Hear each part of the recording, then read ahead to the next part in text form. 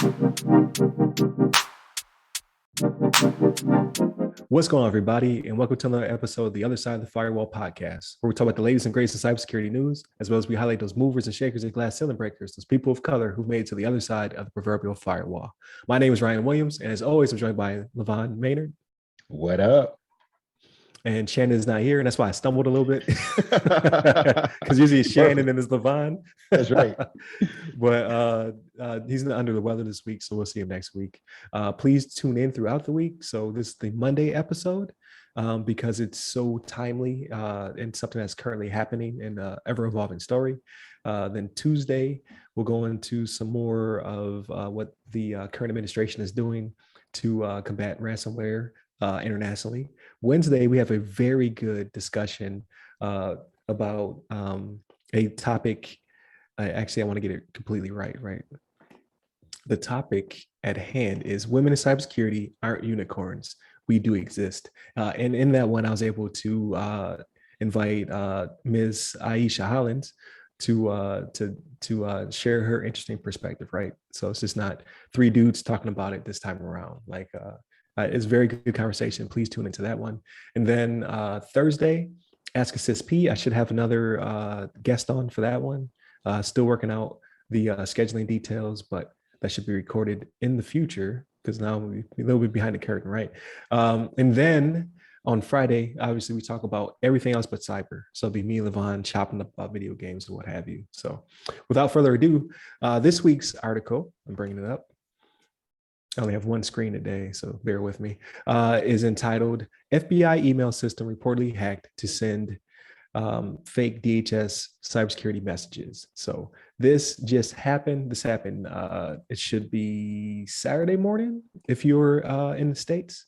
This went down. So for me, it was like Saturday afternoon, evening, and I was like, I gotta have this on the show, even though it's an ever-evolving story. But basically what happened, in the article is written by a Mr. Roche. It says the FBI and DHS email infrastructure was reportedly hacked. It started sending out fake cyber attack emails stating that basically like you had been compromised. There was a supply chain attack.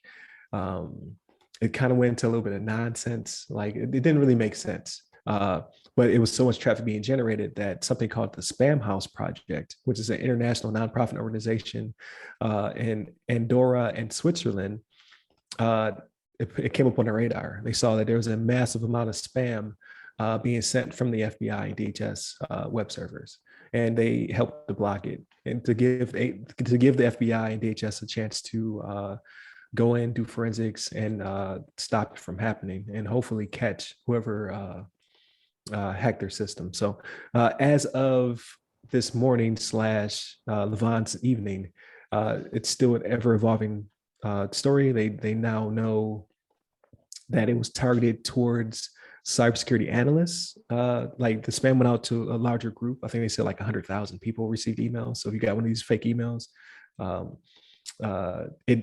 metadata shows that it did come from the FBI and DHS email servers. However, there's no signature block. There's some other weirdness, and it's not a coherent email. So that's how you can tell it's fake in this case. But it is genuinely coming from their infrastructure.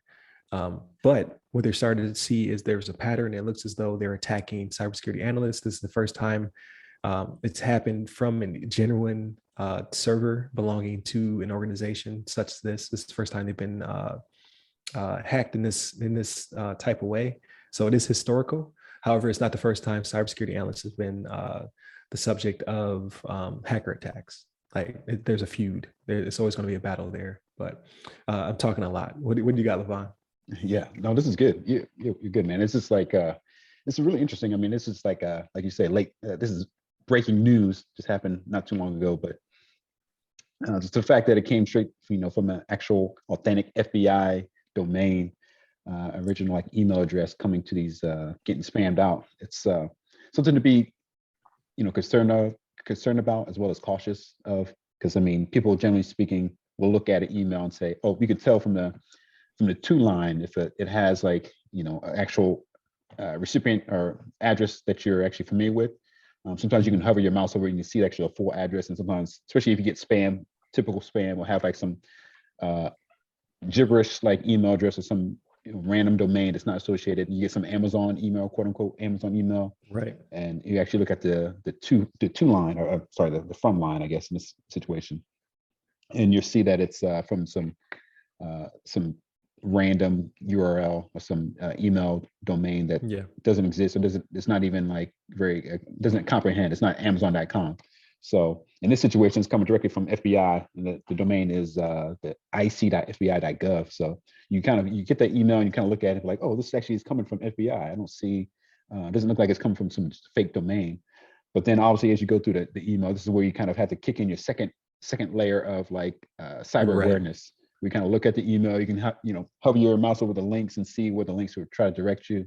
Especially if the links don't direct you to like FBI.gov. This is probably not the legit email. And obviously, you look for the misspellings. You look for the kind of broken English. That's a good tell. Obviously, to be able to identify that it's not coming from like a American citizen or whatever. But this is like this is obviously a sophisticated attack, and the fact that they were actually pushing out these emails to cyber like professionals, is concerning. And I don't know, obviously it'd be great to know how they were able to get compromised. I mean, this is kind of a big deal. This is, important, like, I guess, organization to be compromised. Right. Obviously, this is like a group of people that would be typically hunting down people that would do something like this potentially, or be, at least part of it, like investigating different, criminal activities across the globe. So this is, it's good that this Spam House project was able to identify this and actually get it reported out to the people that need to know this, and obviously for us to know as well. And I'm hoping that they're able to identify what caused this and what they can do in the future to kind of prevent it from happening again. Because we definitely need to make sure FBI, amongst many other federal investigation units, need to be the utmost top-notch cybersecurity that's available out there. So top flight. Yeah, top flight. That's right. That's right. Need some top flight security on this. So, but yeah, no, it's a very interesting article. I'll be curious to see how it progresses and see if there's anything else that comes of it. Hopefully, we figure out like what was the root cause of it. I think a lot of times. Well, I won't say that a lot of times. Sometimes they don't report the actual cause of the compromise, but I think it's good that they kind of let that information out so they can learn from it, as well as make sure other people are aware that this is a way of avenue of attack for some cybersecurity, or some hackers out there that may try to utilize it for other organizations. But yeah, I think it's a very interesting article, and hopefully we'll hear more about it in the coming weeks. Here we can talk about a little bit more. Right, exactly. So I suspect that we'll have it by next week. If not, like you said, a couple of weeks, like we'll know exactly what they're trying to target. Because right now it just seems a little odd, because it doesn't seem like they were looking for anything. It's more disruptive. So people are, it's definitely disrupting people. It's making them a little antsy about receiving emails from the organization. So I mean, in that regard, it is an attack, but so far they haven't found any malicious links or files or anything of that nature. But more to come. Like we'll definitely have more for you next week. But I definitely want to get it on this show because it's so timely. So with that being said, definitely tune in for the rest of the week. Definitely hit up tomorrow's episode, Wednesday's episode, Friday's episode, and obviously Thursday. I'm feeling real partial to that one because now it's starting to evolve into something new, right? So hit up the website, www.theothersideofthefirewall.com. Hit me up on socials. I'm at RyRy Security Guy. That's RYRY Security Guy on LinkedIn, Twitter, TikTok, and Clubhouse. And you, Levon? You can hit me up on the Twitters at Levon Maynard.